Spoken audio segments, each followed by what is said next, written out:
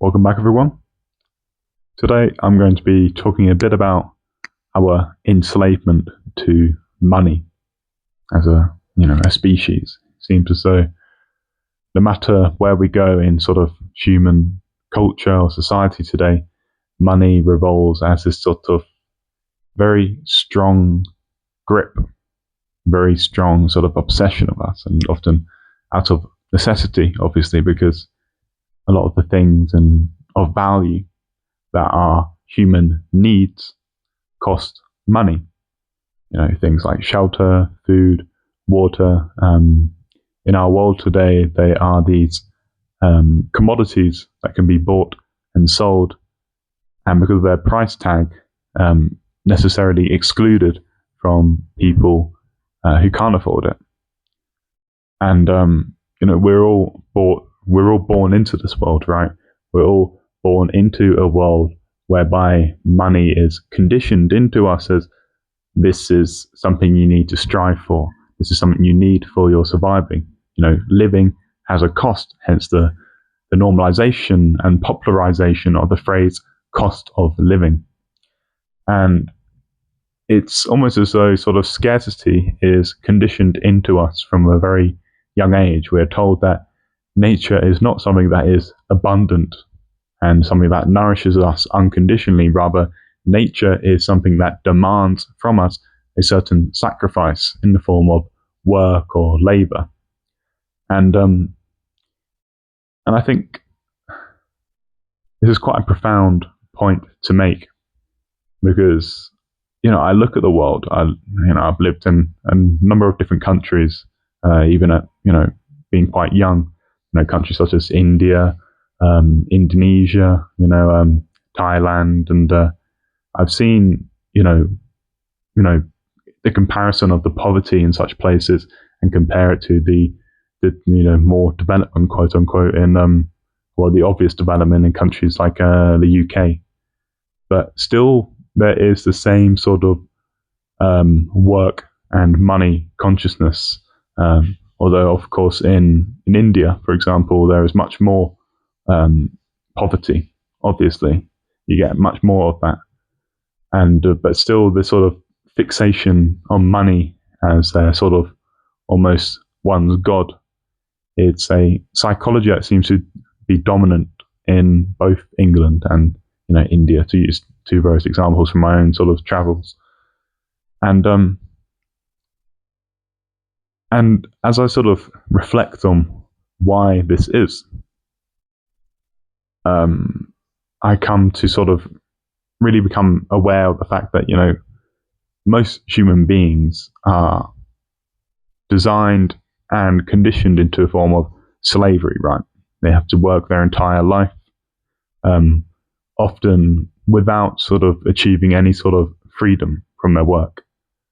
And this is almost a structure that is inbuilt into the society by the way that, say, the money system works. We have a form of money that constantly inflates. The cost of living is constantly rising, and most of the time people's wages are not tracking that. So, they may be earning the same amount of money or more money, but that money buys less and less and less. So there is that inbuilt pressure to work more and more and more in order to stay at the same standard of living. And this is like a hamster wheel effect where, the typical human being, right, they work so much, expending lots of energy day in, day out, whether it's for their job or their company or whatever, but they never go anywhere. Their material conditions never change. And when you look at it from a sort of a God's eye perspective, this is obviously an energetical trap of the human being.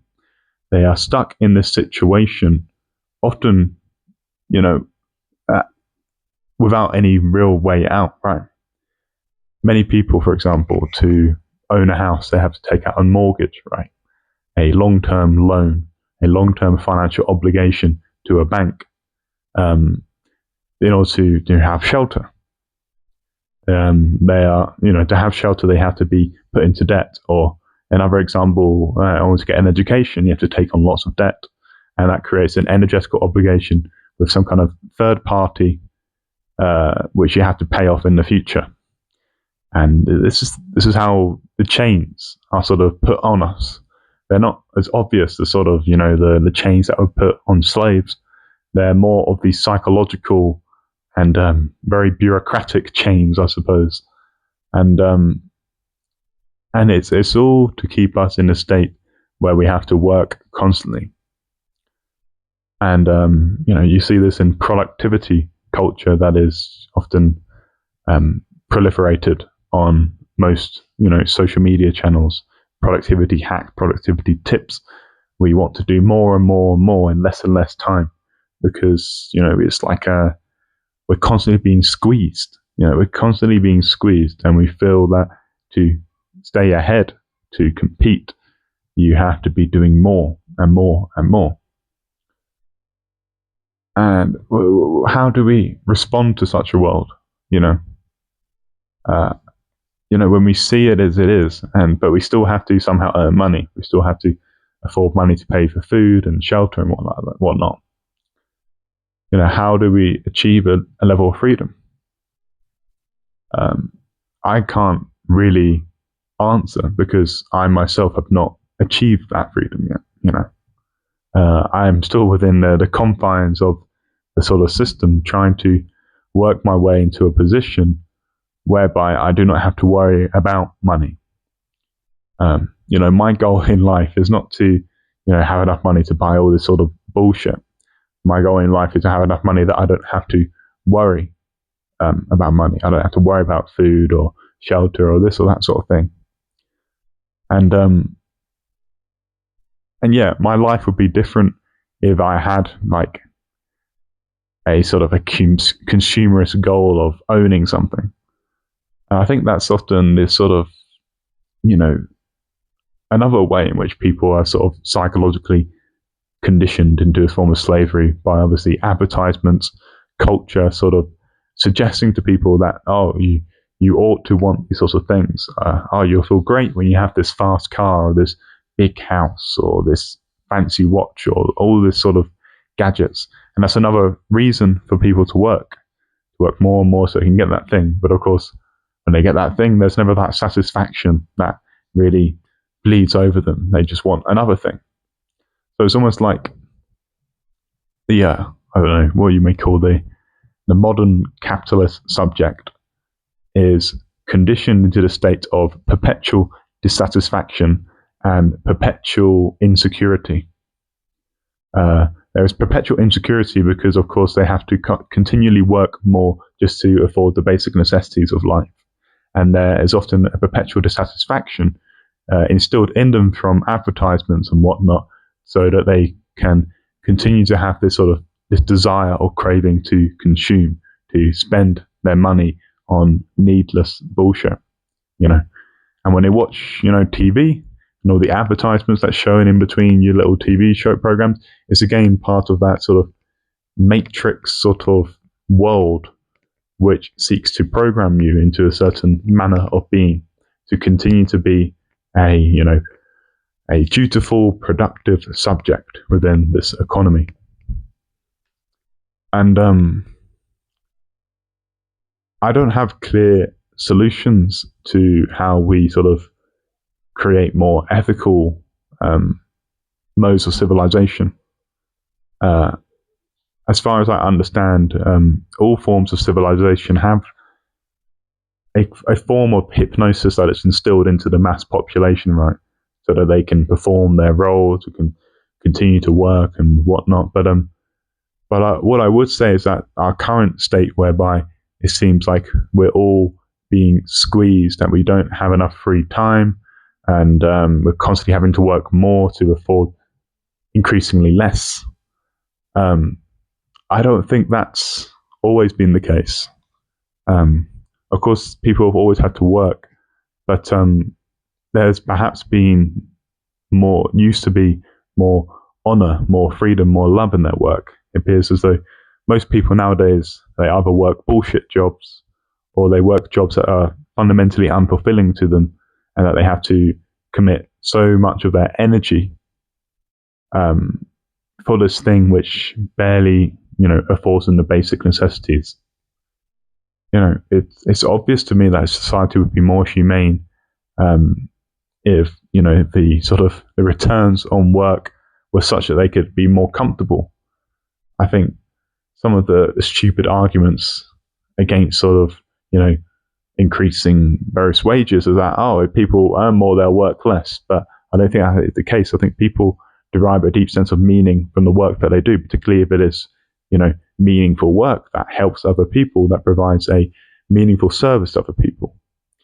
But unfortunately, most of the most financially rewarding work that is done today are often these stupid jobs, whether in law or finance or stuff like that don't provide any real social purpose, right? But they're just ways of gamifying the system to maximize financial returns, whilst providing nothing of real value to other people. I know that's a gross generalization, but I think people will resonate with that.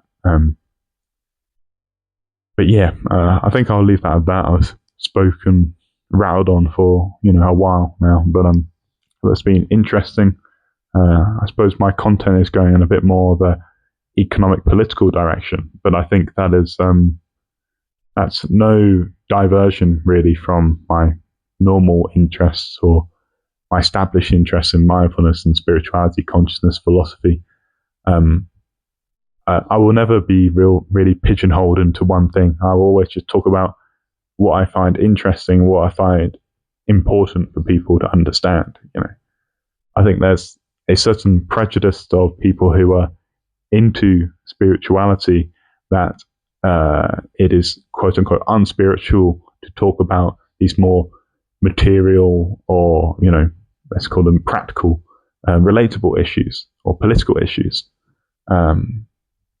Apparently spiritual people are meant to be sort of above and beyond that, but I think that's a sort of a bypassy way of conceiving of spirituality.